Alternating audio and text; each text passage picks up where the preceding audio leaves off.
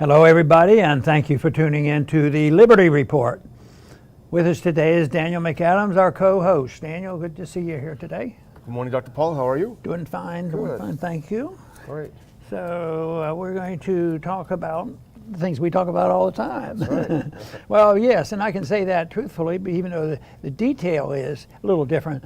As far as I'm concerned, it's always about the subject of how do you promote a free society? Yes. And everything that we do, one way or the other, is connected with that.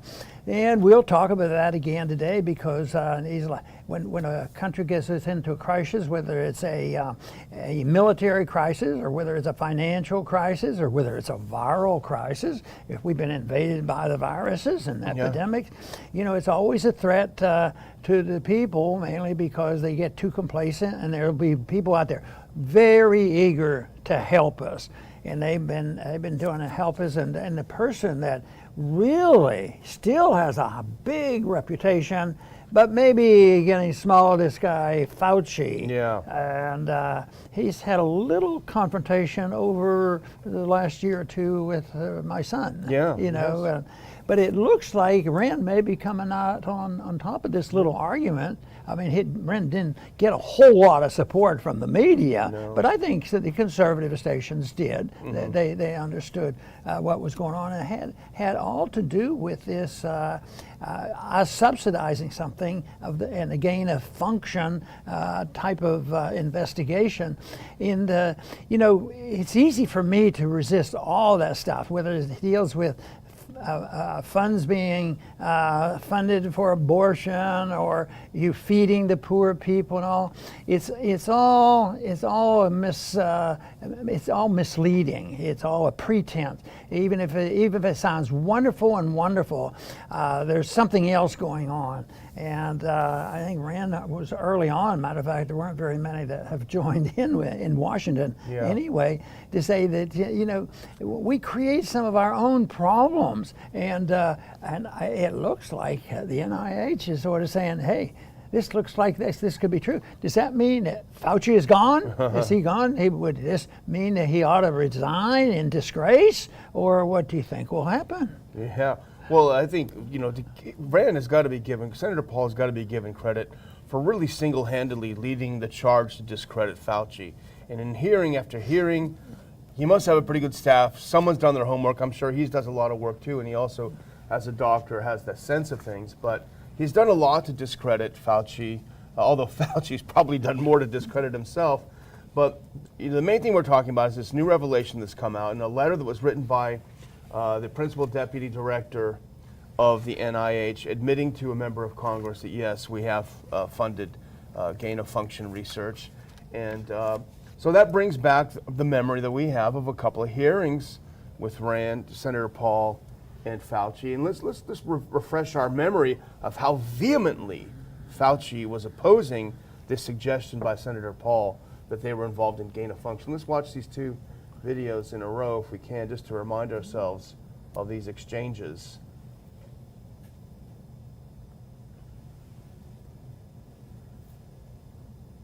Senator Paul, we're saying they are gain-of-function viruses because they were animal viruses that became more transmissible in human, and you funded it. And you admit the truth. And you implying... Senator Paul, your time has expired, and I will allow witnesses who come before this committee to respond. And you are implying that what we did was responsible for the deaths of individual.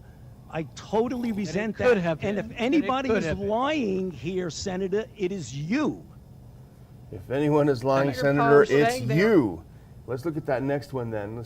Here's another clip too, which is the similar topic, but it's that second tweet. Let's watch this second.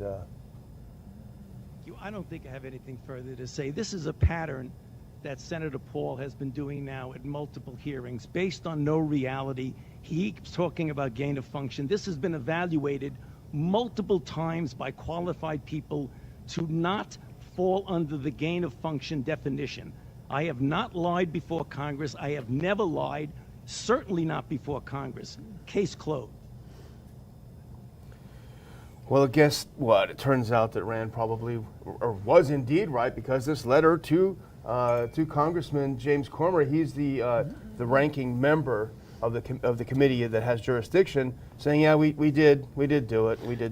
When Fauci was talking, guess whose name flashed through my mind? Richard Nixon. Yeah. I am not a crook. I have never lied. Yeah. So well, anyway, this is helpful, and the reason why, it isn't spiteful. It isn't to try to put this guy behind bars or anything like this. But the most important thing to me overall, when you look at the scheme of thing and the problems we have, is there's a real help in revealing the truth. And then having these guys that run the show a loss of credibility. So one of these days, Fauci's going to lose all credibility. Yeah. And I think, maybe it's sort of like what happened in the Soviet system. The Soviets always knew everything exactly what was going on, and they knew how far they could go. Yeah. And they had the underground. They were most famous for their jokes that they told. Yeah. That's right. And that probably helped them survive. The fact that they could make a joke of all that, but anyway, I think this is very good because it shows that the authorities who have pretended to level with us and save us from ourselves and make sure that there is never an epidemic again, and we need to do this research. And if you have to lie a little, it's part of this whole system that I complain about. Is that people who are very dedicated authoritarians actually believe in the principle of lying. Yeah. That principle is proper. So, and the authoritarians accept that, and that is well known, and they're probably that's why I like to see somebody discredited, especially if they've been lying. Yeah. Well, Fauci admitted that for the noble lie. Remember, he said when he initially said, only we need 60 or 70% vaccinated for herd immunity. And then they called him on it when he changed it. And he said, well, I wasn't telling the truth at first because people couldn't handle the truth. So basically I lied then, but I'm not lying now. Here's a couple of really important tweets about this. And we originally got to some Zero Heads, so they certainly deserve all the credit. But look at that first picture. And this is his credentials. This is Professor Richard Ebright. He's a Board of Governors Professor of Chemistry and Chemical Biology at Rutgers University. My guess is he's no dummy. And here's what he tweeted about this whole event that we're talking about as our main story. Let's look at the next one.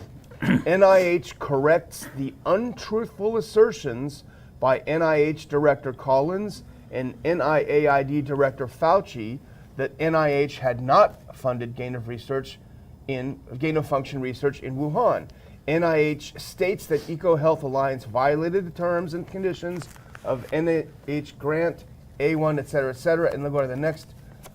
Even more poignant, he includes the letter that the NIH deputy director sent. And the next tweet, if we can look at that really quickly, is the same Professor Ebright making an even stronger point. The NIH received the relevant documents in 2018 and reviewed the documents in 2020 and again in 2021. The NIH, specifically Collins, Fauci, and Tabak, lied to Congress, lied to the press, and lied to the public, knowingly, willfully, brazenly. And this is a professor at an extremely prestigious university being very, very direct in making these assertions. Good. There's still some good people out there. Still some good people out there. And there's a lot of good people who have been intimidated and are still a little bit too cautious. And we've talked about that, and you sort of sympathize with them. But ultimately, it's the people who speak out that make all the difference in the world. That's true. So let's talk about the FDA a little bit more. They had some announcements this week. And they've approved some of these booster shots, but this is what's been in the news for months now about the booster shots. How many do you take them? What are they for? And which one do you use? But now they're claiming they're optimistic. They say that it looks like they're going to really have some boosters that are going to protect against COVID, and they've never, as far as I'm concerned, satisfied my inquisitiveness on whether or not this is really a doable event. If they were working on the common cold and they weren't doing so well, somebody might say, maybe it doesn't work. Yeah. Maybe you can't get a major vaccine and then have boosters, and then all of a sudden we have all these plans that are going on. And one plan which disturbs me is that they've been announced, and it looks like the FDA is supporting of this, and Fauci and the crowd are, and that is that they will take boosters, and they call it maxed and make. Mix and match. Mix and match. Take any one they want. It's sort of like a crap game they go through. Yeah. But they, when they describe it, though, just like Fauci, he describes it in intellectual terms, and he gets a little inconsistent here and there, but he's emphatic about it. This mix and match, is saying that we'll probably find something that really works. And I think, once again, that when these failures come up, there should be no gloating, but there should be, an acceptance, which is the tough part of there's something wrong. We are not getting the full story, and then the pandemic continues, and yet they can't even prove it by statistics. Yeah. You've put the charts up too many times for people who can realize, if they wanted to, that actually the pandemic is essentially over. But just yesterday they were worrying about another one coming. Oh, it's coming. Well, the whole approval of these booster shots is going to be a huge bonus to the bottom line of these companies, Moderna, Pfizer, BioNTech. They're going to make billions of more dollars now. But let's actually just put up this quote. This is the CEO of Pfizer responding to this research they've just done on the boosters, showing that they are a 95% reduction in disease. He says, quote, and this is Pfizer CEO Albert Bourla, quote, "These results provide further evidence of the benefits of boosters as we aim to keep people well protected against this disease." I'm not an expert, Dr. Paul, on boosters and shots, but to me it seems like the opposite is the case. Because remember, you got 2 doses of that vaccine earlier this year, and it wore off. Otherwise, we wouldn't be talking about boosters. So after 11 months is what they're saying, it stopped working.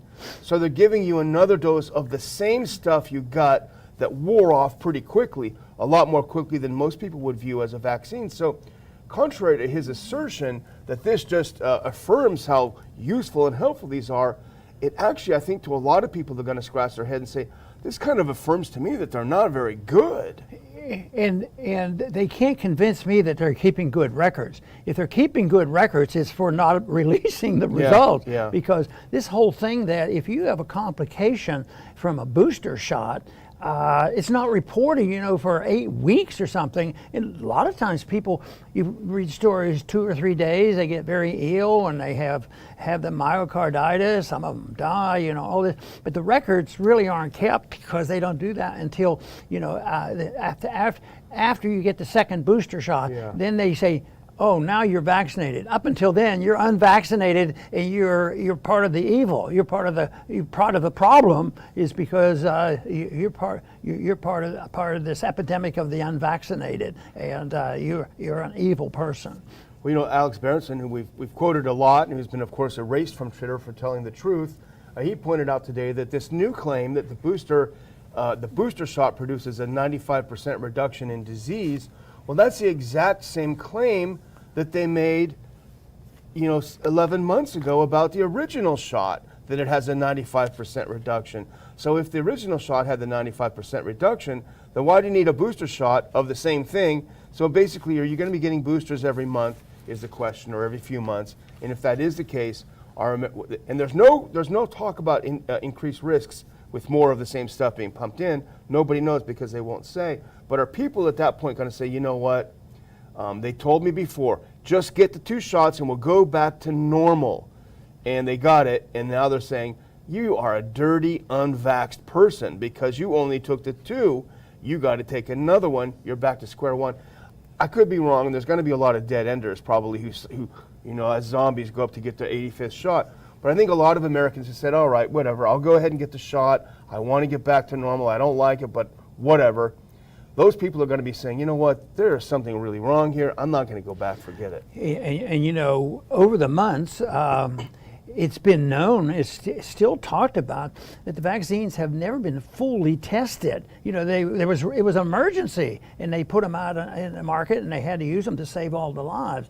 And the FDA just released the rules about the mix and match, and they admit that there's some of these viruses they really have never done any significant research on, and yet I think it's almost like somebody. I think of it as being somebody thrashing in a drowning episode. They're just, we have to do something. We have to do something. Oh, we'll get another one. Let's throw in a new one. No, we haven't tested, but we didn't test anything else. You can just imagine. And then if you sit back and analyze it more in a scientific manner, you become the enemy of the state. Truth is treason under these conditions. We don't want to hear from you if you're seeking truth. And that's the one thing is, and we talk about it all the time, we don't pretend to have the ultimate truth, but we have the ultimate belief that you should be always seeking the truth, whether it's scientific truth or whatever it is.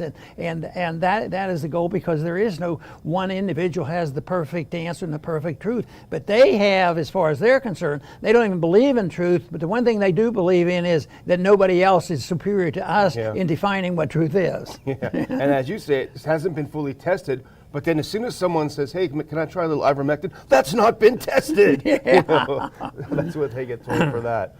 So I think we have another related one, I think, is about the youngsters, right? The kids, and that's expected to be approved very quickly. In fact, the administration already bought the stuff, so it better they get have approved. it on the shelf.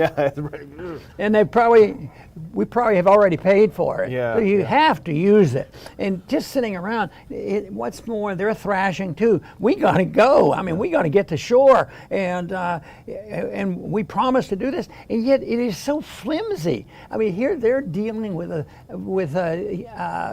giving these vaccines and boosters to the group of people who need it the least. But it's cost a lot of money, and by golly, and the White House, they're going to show that they are leaders, and Biden explained it to us. There's a lot of problems out there, but all we need to solve all these problems is leadership.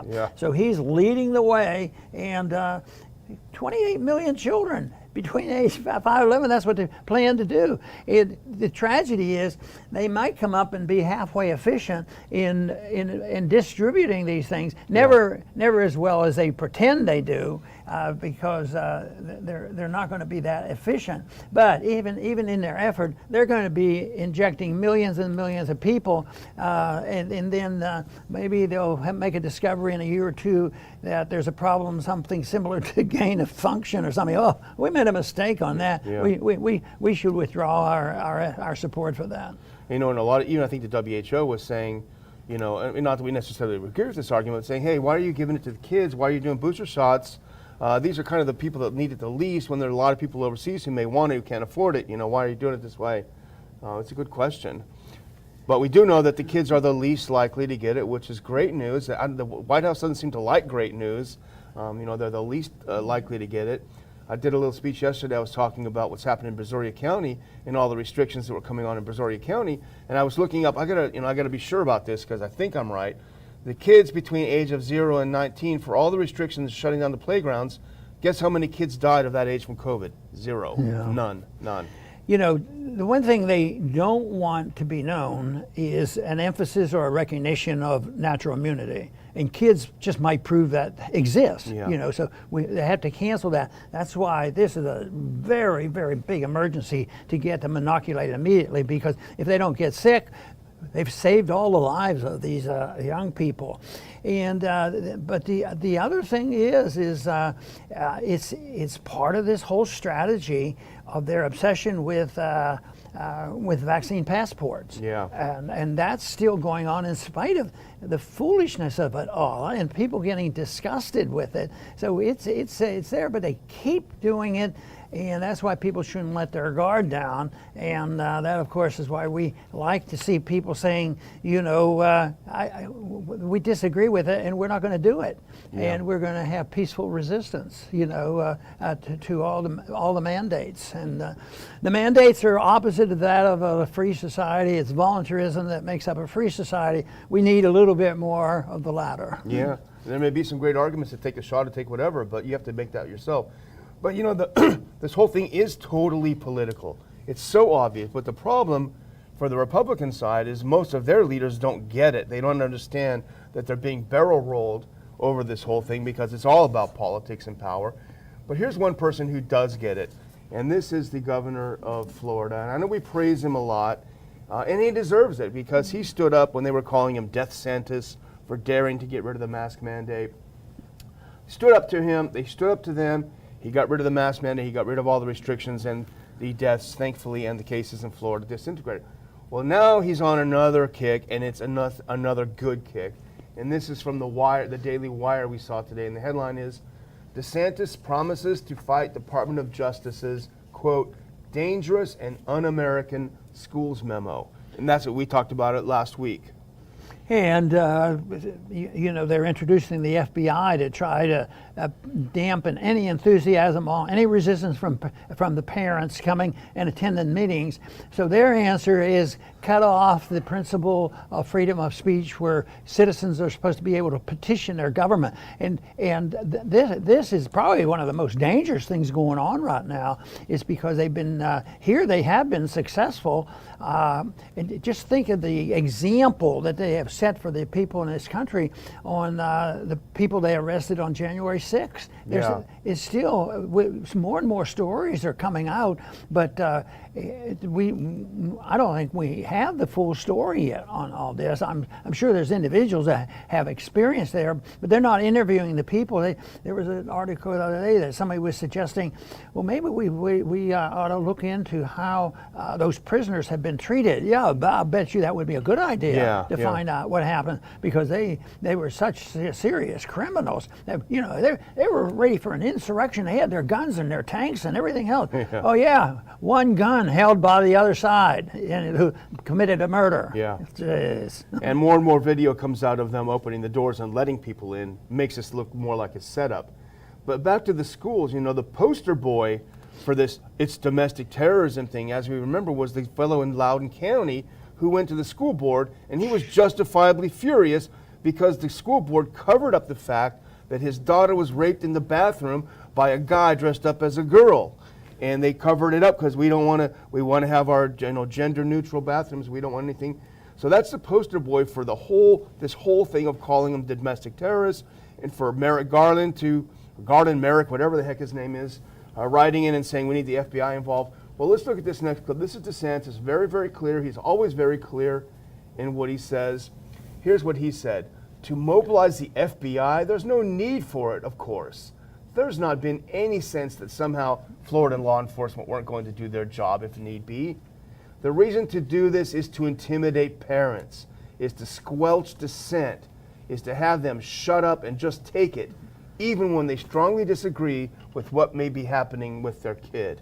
Good statement. You know, this whole thing about the transgenderism, this is a thing because the people who support it are very serious. They're sincere in their beliefs, even though they're totally bizarre. They'll say, everybody has civil liberties, everybody has rights, and as libertarians, we certainly know that.